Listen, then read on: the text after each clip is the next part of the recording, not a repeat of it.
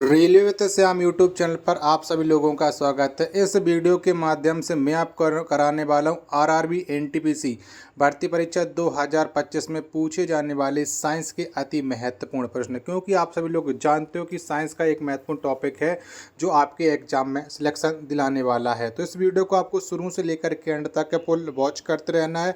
जितने प्रश्न मैं आपको करा रहा हूँ कम से कम आपको उसमें से 50% प्रश्न तो आपको हर हाल में सही करने ही होंगे। वीडियो पसंद आती है तो प्लीज़ वीडियो को लाइक और चैनल को आप लोग सब्सक्राइब करना बिल्कुल ना भूलें। तो चलिएगा फिर शुरू करते हैं। तो पहला प्रश्न आ जाता है कि शैवाल किस समूह के पौधे हैं। तो बताओ शैवाल को कौन से समूह में रखा गया है। तो शैवाल ये थैलोफाइटा समूह के पौधे हो जाते हैं। एक का डी ऑप्शन करेक्ट आंसर हो जाएगा। अगला प्रश्न आ जाता है प्रश्न संख्या 2, किसी रॉकेट का प्रक्षेपण किस गति पर आधारित होता है। तो बताओ ये कौन सी गति पर आधारित होता है किसी रॉकेट का प्रक्षेपण। तो ये आधारित होता है तृतीय नियम पर, यानी दूसरे नंबर प्रश्न का डी ऑप्शन करेक्ट आंसर हो जाएगा। प्रश्न संख्या 3 आ जाता है कि प्रोपेन का रासायनिक सूत्र क्या है। तो बताओ इनमें से कौन सा हो जाएगा प्रोपेन का रासायनिक सूत्र, तीसरे नंबर प्रश्न का राइट आंसर। तो ये C3H8 होता है, 3 का D option correct answer. Next प्रश्न आ जाता है प्रश्न संख्या 4 है कि सोडियम बाइकार्बोनेट का सामान्य नाम क्या है। तो बताओ कौन सा हो जाएगा सोडियम बाइकार्बोनेट का सामान्य नाम। प्रश्न संख्या 4 का राइट आंसर क्या हो जाएगा। तो ये बेकिंग सोडा होता है, ए ऑप्शन करेक्ट आंसर हो जाएगा। 5वें नंबर का प्रश्न आ जाता है कि आधुनिक आवर्त सारणी के समूह 1 में कितने तत्व को रखा गया है। तो बताओ कितने तत्व हैं आधुनिक आवर्त सारणी के समूह 1 में। 5वें नंबर प्रश्न का राइट आंसर क्या हो जाएगा। तो इसमें टोटल तत्वों की संख्या है 7, 5 का सी ऑप्शन करेक्ट आंसर हो जाएगा। वीडियो पसंद आ रही हो तो प्लीज़ वीडियो को लाइक और चैनल को सब्सक्राइब करना ना भूलें। 6वें नंबर का प्रश्न आ जाता है कि एस्केलेरन कायिक ऊतक किस प्रकार के कोशिका से बना होता है। तो बताओ ये कैसी कोशिका से बना होता है। 6वें नंबर प्रश्न का राइट आंसर क्या हो जाएगा। तो एस्केलेरन कायिक ऊतक है यह मृत कोशिका का बना होता है, यानी 6 का बी ऑप्शन राइट आंसर हो जाएगा। प्रश्न संख्या 7 आ जाता है गिरते हुए नारियल में कौन सी ऊर्जा होती है। तो बताओ इनमें से कौन सी ऊर्जा होती है गिरते हुए नारियल में। प्रश्न संख्या 7 का राइट आंसर क्या हो जाएगा। तो इसमें होती है गतिज ऊर्जा, डी ऑप्शन करेक्ट आंसर हो जाएगा प्रश्न संख्या 7 का।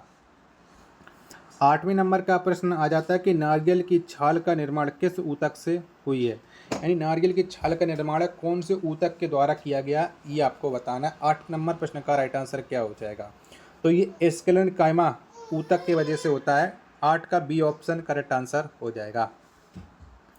अगला प्रश्न आ जाता है प्रश्न संख्या 9 कि बल की इकाई क्या है। तो बताओ इनमें से कौन सी हो जाएगी बल की इकाई। 9वें नंबर प्रश्न का राइट आंसर आपको बताना है। तो ये होती है Newton, D option correct answer हो जाएगा। 10वें नंबर का प्रश्न आ जाता है कि सोडियम कार्बोनेट का आणविक द्रव्यमान कितना होता है। तो बताओ कितना होता है, 10 नंबर प्रश्न का राइट आंसर। तो सोडियम कार्बोनेट का जो आणविक द्रव्यमान होता है ये होता है 106, 10 का सी ऑप्शन करेक्ट आंसर हो जाएगा। 11 नंबर का प्रश्न आ जाता है आपके सामने कि दोबन सोडा के एक अणु में जल के कितने अणु उपस्थित होते हैं। तो बताओ कितने होते हैं। 11 नंबर प्रश्न का राइट आंसर क्या हो जाएगा। तो दोबन सोडा के एक अणु में जल के जो अणुओं की संख्या है वो हो जाती है 10 अणु, 11 का डी ऑप्शन करेक्ट आंसर हो जाएगा। अगला प्रश्न प्रश्न संख्या 12 आ जाता है कि एंजियोस्पर्म कुल के पौधे के प्रजनन भाग कौन है। तो बताओ इसके कौन से हो जाएंगे 12 नंबर प्रश्न का राइट आंसर। तो एंजियोस्पर्म कुल के जो पौधे होते हैं इनका जो प्रजनन भाग होता है वो होता है फूल, 12 का डी ऑप्शन करेक्ट आंसर हो जाएगा। प्रश्न संख्या 13 आ जाता है कि उत्कृष्ट गैस को किस समूह में रखा गया है। तो बताओ कौन से समूह में उत्कृष्ट गैस को रखा है। तो ये समूह संख्या 18 में रखा गया है, 13 का डी ऑप्शन करेक्ट आंसर हो जाएगा। नेक्स्ट प्रश्न आ जाता है प्रश्न संख्या 14 कि त्वरण का एसआई मात्रक क्या है। तो बताओ इनमें से कौन सा है जो त्वरण का एसआई मात्रक है। 14 नंबर प्रश्न का राइट आंसर क्या हो जाएगा। तो ये हो जाता है मीटर अपॉन सेकंड या मीटर पर सेकंड स्क्वायर, 14 का ए ऑप्शन राइट आंसर हो जाएगा। आशा करता हूँ ये वीडियो आपको ज़रूर पसंद आ रही होगी। तो प्लीज़ इस वीडियो को लाइक और चैनल को आप लोग सब्सक्राइब करना ना भूलें। अगला प्रश्न आ जाता है प्रश्न संख्या 15, बल्ब का फिलामेंट किसका बना होता है। तो बताओ किसका बना होता है? 15 नंबर प्रश्न का राइट आंसर। तो जो बल्ब का फिलामेंट है ये टंगस्टन का बना होता है। 15 का सी ऑप्शन करेक्ट आंसर हो जाएगा। नेक्स्ट प्रश्न पर संख्या 16 आ जाता है, गैल्वेनोमीटर का उपयोग किस कार्य के लिए किया जाता है? तो बताओ हम कौन से कार्य के लिए गैल्वेनोमीटर का उपयोग करते हैं? 16 नंबर प्रश्न का राइट आंसर। तो धारा की दिशा मापने के लिए किया जाता है। सी ऑप्शन 16 का करेक्ट आंसर हो जाएगा। 17 नंबर का प्रश्न आ जाता है कि परमाणु संख्या 56 वाले तत्व को किस ब्लॉक में रखा गया है? तो बताओ कौन से ब्लॉक में हमने परमाणु संख्या 56 वाले तत्व को रखा है? 17 नंबर प्रश्न का राइट आंसर क्या हो जाएगा? तो इसको जो रखा गया है वो एस ब्लॉक में रखा गया है। 17 का बी ऑप्शन करेक्ट आंसर हो जाएगा। 18 नंबर का प्रश्न आ जाता है कि सोडियम धातु किसके साथ उग्र क्रिया करती है? तो बताओ किसके साथ करते हैं ये सोडियम धातु? 18 नंबर प्रश्न का राइट आंसर। तो यह शीतल जल के साथ करती है। 18 का बी ऑप्शन करेक्ट आंसर हो जाएगा। 19 नंबर का प्रश्न आ जाता है कि सूर्य के वायुमंडल में सबसे प्रचुर मात्रा में पाए जाने वाला तत्व कौन है? तो बताओ इनमें से कौन से तत्व हैं जो सूर्य के वायुमंडल में सबसे प्रचुर मात्रा में पाए जाते हैं? 19 नंबर प्रश्न का राइट आंसर क्या हो जाएगा? तो ये हाइड्रोजन में पाए जाते हैं। डी ऑप्शन करेक्ट आंसर हो जाएगा। प्रश्न संख्या 20 आ जाता है कि दाब का एसआई इकाई क्या है? तो बताओ इनमें से कौन सी है दाब की एसआई इकाई? 20 नंबर प्रश्न का राइट आंसर क्या हो जाएगा? तो ये हो जाती है pascal. A option correct answer हो जाएगा। वीडियो अगर आपको पसंद आ रही हो तो प्लीज़ इस वीडियो को लाइक और चैनल को आप लोग सब्सक्राइब करना ना भूलें। 21 नंबर का प्रश्न आ जाता है कि सोडियम धातु कहाँ संग्रहित किया जाता है? तो बताओ कहाँ पर संग्रहित की जाती है सोडियम धातु? 21 नंबर प्रश्न का राइट आंसर क्या हो जाएगा? तो इसे कीरोसिन में किया जाता है। डी ऑप्शन करेक्ट आंसर हो जाएगा।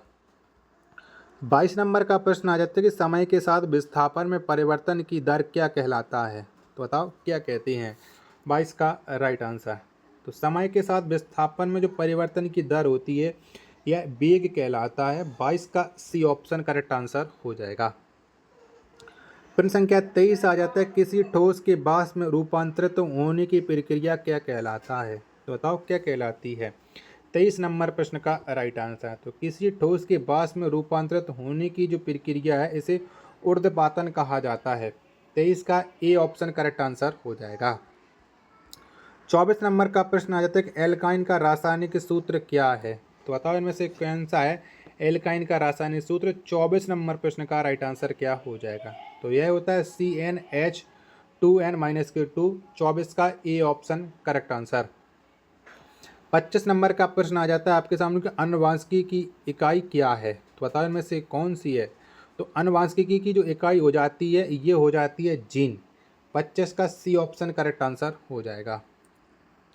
अगला प्रश्न पर संख्या 26 आ जाता है कि ओरिजिन ऑफ स्पीसीज के लेखक कौन है? तो बताओ किसके द्वारा इस पुस्तक को लिखा गया ओरिजिन ऑफ स्पीसीज?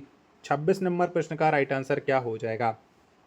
तो इस पुस्तक को लिखा है चार्ल्स डार्विन ने। 26 का डी ऑप्शन राइट आंसर हो जाएगा। नेक्स्ट प्रश्न आ जाता है पर संख्या 27 के संवेग कौन सी राशि है? तो बताओ कौन सी राशि है संवेग? 27 का राइट आंसर आपको बताना है। तो संवेग यह एक सदिश राशि हो जाती है। 27 का बी ऑप्शन करेक्ट आंसर हो जाएगा।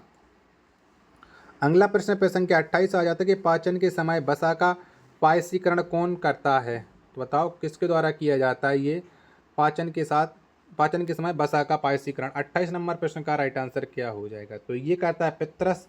28 का ए ऑप्शन करेक्ट आंसर हो जाएगा। आशा और उम्मीद करता हूँ कि ये वीडियो आपको ज़रूर पसंद आ रही होगी। तो प्लीज़ आप लोग इस वीडियो को लाइक और चैनल को आप लोग सब्सक्राइब करना ना भूलें। अगला प्रश्न पर संख्या 29 आ जाता है कि द्रव्यमान और वेग का गुणनफल क्या कहलाता है? तो बताओ क्या कहते हैं? 29 का राइट आंसर। तो द्रव्यमान और वेग का गुणनफल यह संवेग कहलाता है। 29 का डी ऑप्शन करेक्ट आंसर हो जाएगा।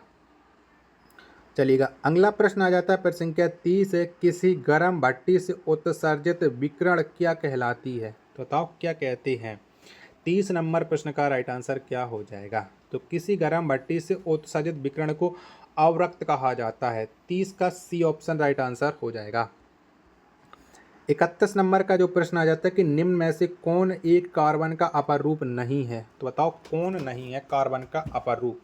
तो कोयला यह कार्बन का अपरूप नहीं हो जाता है। 31 नंबर प्रश्न का डी ऑप्शन करेक्ट आंसर हो जाएगा। नेक्स्ट प्रश्न आ जाता है प्रश्न संख्या 32 की लार ग्रंथि से किसका स्राव होता है। बताओ किसका स्राव करती हैं हम, लार ग्रंथि से। 32 नंबर प्रश्न का राइट आंसर, तो ये टाइलिन एंजाइम का किया जाता है। ए ऑप्शन करेक्ट आंसर हो जाएगा 32 का। 33 नंबर का प्रश्न आ जाता है कि आलू किसका उदाहरण है। तो बताओ आलू यह किसका उदाहरण है।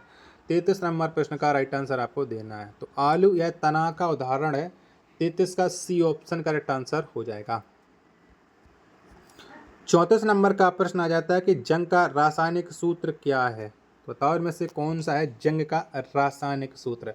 34 नंबर प्रश्न का राइट आंसर क्या हो जाएगा। तो ये होता है Fe2O3 इंटू H2O। 34 का A option right answer. Video पसंद आ रही होगी तो प्लीज़ इस वीडियो को लाइक और चैनल को आप लोग सब्सक्राइब करना ना भूलें। अगला प्रश्न है प्रश्न संख्या 35 आ जाता है कि सबसे बड़ी रक्त कोशिका कौन है। तो बताओ इनमें से कौन सी है। तो सबसे बड़ी जो रक्त कोशिका होती है वो होती है WBC। 35 का सी ऑप्शन करेक्ट आंसर हो जाएगा। 36 नंबर का प्रश्न आ जाता है कि मगरमच्छ में कुल कितनी चैम्बर होती है। तो बताओ कितने होते हैं। 36 नंबर प्रश्न का राइट आंसर। तो मगरमच्छ में जो चैम्बरों की संख्या है वो होती है 4। 36 का सी ऑप्शन राइट आंसर हो जाएगा। 37 नंबर का प्रश्न आ जाता है कि स्थिति एवं समय के बीच संबंध स्थापित करता है। तो बताओ कौन करता है। 37 नंबर प्रश्न का राइट आंसर क्या हो जाएगा। तो स्थिति एवं समय के बीच जो संबंध स्थापित करता है वो करता है द्वितीय नियम। 37 का बी ऑप्शन करेक्ट आंसर हो जाएगा। 38 नंबर का प्रश्न आ जाता है कि किसी तंत्रिका कोशिका के अक्षांशीय सिरे और दूसरी तंत्रिका कोशिका के दुर्मासन के संधि को क्या कहा जाता है। तो बताओ इसे हम क्या कहते हैं। तो इसको सिनपैक्स कहा जाता है। क्या सिनपैक्स। 38 का सी ऑप्शन राइट आंसर हो जाएगा। 39 नंबर का प्रश्न आ जाता है कि पित्त रस का स्राव किस ग्रंथि के द्वारा होता है। तो बताओ इनमें से कौन सी ग्रंथि के द्वारा पित्त रस का स्राव करते हैं। 39 नंबर प्रश्न का राइट आंसर तो यकृत ग्रंथि से किया जाता है। 39 का बी ऑप्शन करेक्ट आंसर हो जाएगा। अंतिम प्रश्न आ जाता है प्रश्न संख्या 40 से कि धातुओं की प्रकृति किस प्रकार की होती है। तो बताओ कैसी होती है। 40 का राइट आंसर आपको बताना है। तो धातुओं की जो प्रकृति होती है यह विद्युत धनात्मक होती है। 40 का बी ऑप्शन राइट आंसर हो जाएगा। आशा और उम्मीद करता हूँ कि आज की वीडियो और आज का ये कंटेंट आपको जरूर पसंद आया होगा। तो प्लीज़ इस वीडियो को आप लोग लाइक और चैनल को आप लोग सब्सक्राइब करना ना भूलें। मिलते हैं नेक्स्ट वीडियो के साथ, तब तक के लिए धन्यवाद।